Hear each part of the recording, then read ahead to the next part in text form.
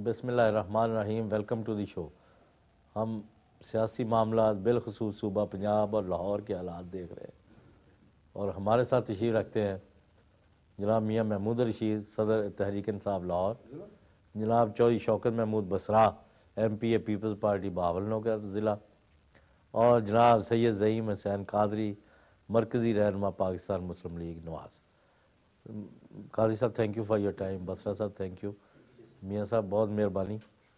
मियाँ महमूद रशीद साहब, क्या सूरत हाल है? ये फिर जो है मुकमका करा दिया इन दोनों का कि या क्या सूरत हाल है? चौधरी साहब, सूरत हाल तो आपके सामने है और अब तो लोग इनकी बातों को सीरियस लेते ही नहीं। यानी एक दिन एक बात है, अगले दिन कोई दूसरी बात है और ज़ुबान ज़द आम ये बात है कि ये नूरा कुश्ती हो रही है। पिछले 3 साल से आम आदमी की आंखों में धूल झोंक रहे हैं ये सारे लोग मिलके, और अवाम के मसाइल के ऊपर कोई बात संजीदगी से नहीं हो रही। अपोजिशन जो है वो अपना असर रोल जो है अपोजिशन का वो अदा नहीं कर रही, और जितने लोग जितने ग्रुप इस वक्त पार्लियामेंट में हैं उनको सबको अपना अपना हिस्सा मिला हुआ है। पंजाब में यहाँ मुस्लिम लीग नून की हुकूमत है, उधर वो असमत यार वली की हुकूमत है, इसी तरह बाकी लोगों की MQM को अकोमोडेट किया हुआ है। ये बैक वक्त अपोजिशन में भी हैं कई लोग और हुकूमत के मज़े भी लूट रहे हैं। तो ये सब बदकिस्मती से मैं ये समझता हूँ कि इस वक्त अगर मरकज़ी तौर पे देखा जाए तो सबसे बड़ा जो थ्रेट है हमें कि हमारा जो एक सॉवरन हैसियत थी हमारे मुल्क की वो बरकरार नहीं रही, और कदम कदम पर जो अमेरिकन जो डिक्टेशन है उसके ऊपर ये सारा मुल्क चल रहा है। ड्रोन अटैक्स हो रहे हैं, यहाँ पर सैकड़ों लोग हर दूसरे दिन तीसरे दिन मारे जा रहे हैं। असम्बली एक करारदाद पेश करती है ड्रोन अटैक्स के खिलाफ, उसका कोई रिस्पांस नहीं होता, कोई उसका पूछने वाला नहीं है कि ये क्या हो रहा। हालांकि इन्हीं पॉलिटिकल पार्टीज़ ने जनरल इंतखाबात के अंदर ये कौम से वादा किया था कि ये जो डिक्टेटर है मुशर्रफ, इसकी पॉलिसियां नहीं चलने देंगे और हम जो पॉलिसियां बनाएंगे वो मुल्क और कौम की उमंगों के मुताबिक होंगी। लेकिन बदकिस्मती से पिछले 3 साल में ये मुशर्रफ से कई गुना आगे बढ़कर अमेरिका के सामने सजदा रेज हो गए हैं ये सारे लोग, और ना सिर्फ उनकी पॉलिसियों को बरकरार रखे हुए हैं बल्कि बदरजा अतम उससे बढ़कर ये अमेरिकन जो है लाइन उसको टो कर रहे हैं और उनकी डिक्टेशन के ऊपर सारा मुल्क जो है वो चलाया जा रहा है। ये बड़ी बदकिस्मती है हमारे मुल्क की। दूसरी बात मैं ये समझता हूँ कि हुकूमत को बने हुए 3 साल हो गए, मुआशी तौर पर मुल्क तबाह बर्बाद हो गया। आज आप देखें कि बजट का जो डेफिसिट है वो कहाँ जा पहुँचा, बजट का खसारा कितना है, नए वसाइल कोई नहीं, फैक्ट्रियाँ बंद पड़ी हैं, बिजली आ नहीं रही। अगर सर्दियों में 8-8 घंटे की 10-10 घंटे की बिजली की लोड शेडिंग है तो आप अंदाज़ा कर सकते हैं कि गर्मियों में क्या हाल होगा इस मुल्क का और इस कौम का और यहाँ के बसने वाले लोगों का।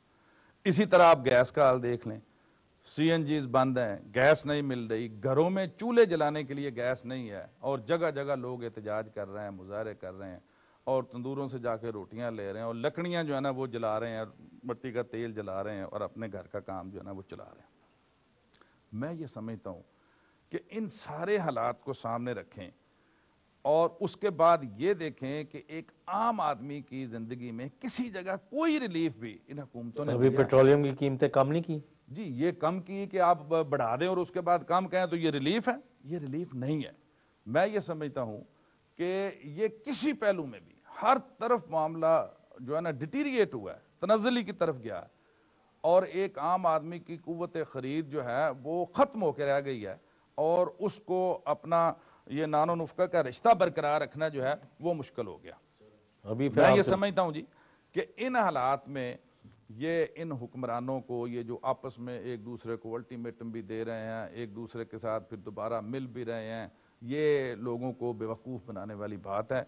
इनके पास ना कोई हकीकी एजेंडा है और ना ये मुल्क और कौम और आवाम को रिलीफ देने के लिए कोई प्लान जो है वो दे सकते। जी सैयद ज़हीम हुसैन कादरी साहब जी मियाँ महमूद रशीद साहब का आपने खिताब सुन लिया, जी क्या आप क्या फरमाते हैं? मेरे ख्याल में जी इनकी सोच है, इनकी ये बड़ी अच्छी बात है, लेकिन जो इन्होंने बातें की यकीनन दुरुस्त हैं कि वहाँ पे मिसमैनेज हो रही हैं चीज़ें मरकज़ में।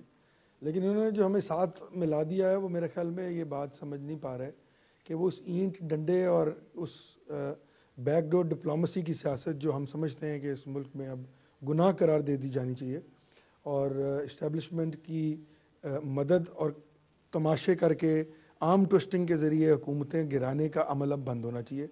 Continuous process, continuous democratic process ही वो वाहिद हल है जो इस मुल्क को तरक्की की राह पर गामजन कर सकता जमहूरियत है। के खिलाफ तो कोई बात हम नहीं ये हो रही। समझते हैं, आप अपनी कारकर्दगी फरमाएं। हम ये समझते हैं कि जो भी हमारी कारकर्दगी है हमने बाकायदा अपोजिशन में रहते हुए जो हम समझते थे हमारे मंशूर और हमारे पाकिस्तान विजन के मुताबिक, आप देखें कि जहाँ तक ताल्लुक था NFC वार्ड का, हमने उस पर साथ दिया, 18th अमेंडमेंट पे हमने साथ दिया, 19th अमेंडमेंट पे हमने साथ दिया, पानी का मसला हल किया। हम ये समझते हैं कि वो चीज़ें जो नेशनल इंटरेस्ट की होती हैं उनको हम साथ मिल के करते हैं। और जहाँ ड्रोन हमलों की बात हुई, महमूद साहब ने बात की, हमने उसको बिल्कुल और कन्फर्म जहाँ किया। जाती मफादात होते हमने इकट्ठे हो जाते। नहीं सुन, जुडिशरी का मसला आया, हमने उस पर हुकूमत छोड़ दी, वो हुकूमत जिसमें 14 वजीर थे हमारे। तो मेरे ख्याल में जहाँ तक ताल्लुक है अपोजिशन का, तो अपोजिशन का ये मतलब नहीं होता कि अगर नेशनल इंटरेस्ट में कोई चीज़ हो रही हो और सही हो रही हो तो उसको भी आप लेके चल पड़े। महमूद साहब ने फरमाया कि जी ये हुआ वो हुआ, तो यकीनन पार्लियामेंट में जो जमातें बैठी हैं उन पर भारी जिम्मेदारी होती है कि इस मुल्क में तो ये गैर पॉलिटिकल जिम्मेदार है। स्ट्रक्चर, मैं अपनी बात कर रहा हूँ, मैं इनकी तो कर ही नहीं रहा। इनकी सोच और मेरी सोच में फ़र्क इसलिए है कि जो जमातें पार्लियामेंट में बैठी हुई हैं उन पे भारी जिम्मेदारी आती है इस सिस्टम को 5 साल चलाने की, क्योंकि अगर इस सिस्टम 5 साल ना चला तो फिर वो जो बात पूरी दुनिया में लोग जो इस्टेब्लिशमेंट के साथ हैं वो कहते हैं कि जब इस मुल्क में डिक्टेटरशिप होती है तो सिर्फ डिक्टेटरशिप के नीचे ही पॉलिटिकल निज़ाम चल सकता है। मेरे ख्याल में इस नोशन को गलत साबित करना उन तमाम सियासी जमातों की जिम्मेदारी है जो पार्लियामेंट में बैठी हैं, बिकॉज उन्होंने कौम को जवाब देना है। And nothing short of democracy, जमहूरियत से कम कोई और अच्छा निज़ाम दुनिया में अवेलेबल नहीं है। यही एक रास्ता है जिस पे चल के आप मामलात को सही तो जगह कहना पे क्या चला चाह सकते रहे हैं। हैं? मैं ये कहना चाह रहा हूँ कि कोई भी अपोजिशन जो अपने पैरामीटर्स में रहते हुए कौमी नेशनल इंटरेस्ट में अपोजिशन करती है और सिर्फ हुकूमत लेने या हुकूमत को गिराने की कोशिश नहीं करती, वो ज़्यादा वाइब्रेंट अपोजिशन है बतौर इसके कि कोई ऐसी अपोजिशन आ जाए जो किसी के कहने पर जाकर कभी हुकूमत से अलहदा हो, कभी दोबारा हुकूमत में चली जाए, कभी ब्लैकमेल करे, कभी अपने वोटों का भार डाले। अब ये चीज़ें ख़त्म होनी चाहिए। इशू दर इशू अपने देखे ना, मौलाना फजलुर रहमान को मैं क्रिटिसाइज, या उनका कोई आदमी नहीं बैठा, ना तो उन्होंने अपने मंशूर की बुनियाद पर हुकूमत छोड़ी, ना ड्रोन हमलों पे छोड़ी, ना बजट डेफिसिट पे छोड़ी। सिर्फ छोड़ी तो किस बात पे छोड़ी कि जी मेरा वजीर निकाल दिया। दूसरी तरफ वाले जो है वो 200-300 करोड़ रुपए का मसला है, उन्होंने उसको डराने के लिए हुकूमत छोड़ दी, वो फिर वापस आ गए। सो बात यह है कि हम उनमें से नहीं हैं, हम कौम के सामने अपना नुक्ता नज़र रखते हैं। अभी भी मियाँ साहब ने जो बात की है वो ये कहा है कि ये हमारा 13 पॉइंट एजेंडा है, आप इस पर अमल शुरू करें, हम आपके साथ हैं। हमने कमेटी भी तश्कील दे दिया क्योंकि हम ये समझते हैं कि कौम ने मैंडेट दिया है एक पर्टिकुलर पार्टी को कि वो 5 साल हुकूमत करे। जब वो डिलीवर नहीं कर सकेगी तो जो भी रिजल्ट होगा, चाहे वो मियाँ महमूद रशीद साहब की पार्टी हो, वो बसरा साहब की पार्टी हो, मेरी हो या किसी और की हो, उसका राइट है कि वो 5 साल, क्योंकि कानून ये कहता है कि 5 साल उसने बहरहाल रहना है। जी चौधरी शौकत महमूद बसरा साहब। चाहिए सब गुजारिश ये है कि अभी मियाँ साहब और ज़हीम कादरी साहब दोनों पॉलिटिकल वर्कर हैं और बड़े माशाल्लाह मेरे से सीनियर्स भी हैं। गुजारिश ये है कि जो अब तो लीडर हैं जी, अपने तजर्बे। नहीं, हम लोग, मैं समझता हूँ जितना भी बड़ा आदमी चला जाए ऊपर, लेकिन पॉलिटिकल वर्कर ही होता है, खा वो सदर पाकिस्तान ही क्यों ना, वो सब पॉलिटिक्स से हमारा तल्लक है। गुजारिश ये है कि जो इस वक्त सियासत मुल्क के अंदर हो रही है उसमें मैं समझता हूँ कि पाकिस्तान पीपल्स पार्टी की सबसे बड़ी जिम्मेदारी इसलिए बनती है कि हम पाकिस्तान की सबसे बड़ी जमात हैं। आज पाकिस्तान पीपल्स पार्टी, ये देखें कि जब ये जमहूरियत आई है उसके लिए पाकिस्तान पीपल्स पार्टी वाहिद जमात है जिसने माजी में भी और अब भी जमहूरियत की खातिर इस मुल्क के लिए खून दिया है अपना। अभी आप कुछ दिन पहले देख लें, सलमान तासीर साहब हमारे जो गवर्नर पंजाब थे, उन्होंने भी, आपने सिर्फ एक बात को आगे बढ़ाते हुए उन्होंने भी इस मुल्क के लिए अपना खून दिया। शहादतें अगर हैं, कोड़े हैं, फांसियां हैं, तो इस पाकिस्तान के लिए सिर्फ और सिर्फ नहीं, सिर्फ और सिर्फ नहीं, मुझे बात कर लेने बोला नहीं, मुझे बात कर लेने, आप अपना पूरा टाइम दीजिए। सिर्फ और सिर्फ नहीं, वो Pakistan Peoples Party, Pakistan Peoples Party का आप ये ज़र्फ देखें कि हमने तमाम जमातों को, हालांकि कुछ सूबों में शायद हमें हुकूमत बनाने के लिए उनकी ज़रूरत नहीं थी, लेकिन सिर्फ और सिर्फ शहीद कायद मोहतरमा बेनज़ीर भुट्टो साहबा का जो विजन था, वो क्या विजन था मुफाहमत का विजन था। वो देख रही थी क्योंकि वो बहुत ऐसी पॉलिटिशियन थी, ऐसे बाप की बेटी थी जिन्होंने इस मुल्क के लिए अपनी कुर्बानियां दी, मुल्क के लिए गरीबों को ज़ुबान दी, वो मजदूरों को, किसानों को आगे लेकर आई है पार्टी। वो ये देख रही थी कि इस मुल्क की बका सिर्फ और सिर्फ मुफाहमत में है। आप ये देखेंगे जो COD साइन हुआ, अभी ज़हीम कादरी साहब मेरे सामने साथ बैठे हैं, एक ऐसे मौके पर साइन हुआ अभी जब दोनों हुकूमतें, पाकिस्तान में भी लीडर नहीं थे, उन्होंने ये विजुलाइज किया कि पाकिस्तान की बका सिर्फ और सिर्फ मुफाहमत की सियासत में है। चूंकि डिक्टेटर जो कि 9 साल से, आप ये देख लें ज़ियाउल्लाह को, अब माफ़ करना, लोग ये कह रहे हैं कि यूसुफ रज़ा ने और जरदारी ने सिर्फ अपनी हुकूमत बचाने के लिए बदतरीन कॉम्प्रोमाइज़ किया है। इसका आपके पास क्या जवाब है? मैं ये गुजारिश करूं, ये बात आप ज़हन-नशीं कर लें कि पाकिस्तान पीपल्स पार्टी का इक़्तिदार कभी मसला नहीं रहा।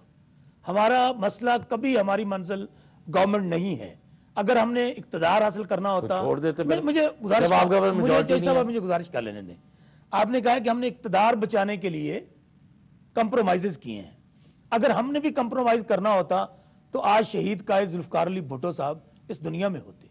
हम तो फांसी के फंदे झूम जाते हैं, हम कंप्रोमाइज की सियासत नहीं करते। अगर हमने कंप्रोमाइज करना होता तो शहीद कायद मोहतरमा बेनज़ीर भुट्टो साहबा पाकिस्तान तशरीफ ना लाती, वो इस मुल्क के लिए अपने खून का नजराना ना देती। अब गुजारिश सिर्फ इतनी है कि हमने जो बात कर रहे हैं, हम अभी जो कादरी साहब बात कर रहे हैं उस बात को मैं एंडोर्स करता हूं कि हम क्या चाह रहे हैं कि बजाय इसके कि वो लोग जो शब खून मारने के चक्कर में हैं, जो इलेक्ट होकर असेंबलियों में नहीं आ सकते, जो इक़्तिदार प्रस्टोला है, जो मफाद प्रस्त सियासी लोग हैं, वो एचकने और जैकटे सलाए बैठे हैं सिर्फ इंतजार में, क्योंकि अवाम ने उनको मुंतखब नहीं करना, अवाम ने उनको वोट नहीं देने।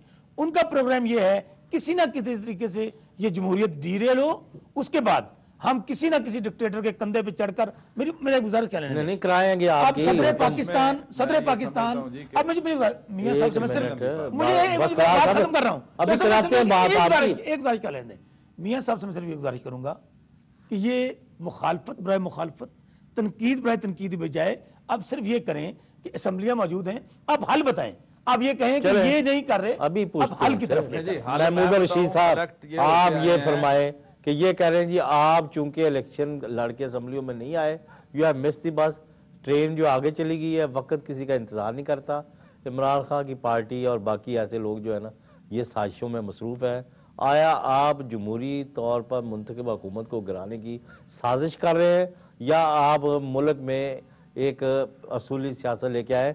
इसका हम आपसे जवाब लेते हैं, नहीं यहीं से जवाब ले देंगे आफ्टर शॉर्ट ब्रेक। उधर चीज अब क्यों साजिश कर रहे हैं? मैं ये गुजारिश करूंगा, पहले तो मैं बसरा साहब की इस बात का जवाब देना चाहूँगा कि इनका मतमा नज़र कभी इक़्तिदार नहीं रहा। मैं ये समझता हूँ कि पीपल्स पार्टी के पेश नज़र हमेशा सिर्फ और सिर्फ इक़्तिदार रहा है, और ये NRO के ज़रिए से एक डिक्टेटर के साथ मिली भगत करके उस गंदे और काले कानून के ज़रिए ये इक़्तिदार में आए हैं, और उस बदनाम ज़माना NRO को, जिसको सुप्रीम कोर्ट ने भी कलअदम करार दे दिया है, उसके सहारे ये अब भी हुकूमत में बैठे हुए हैं।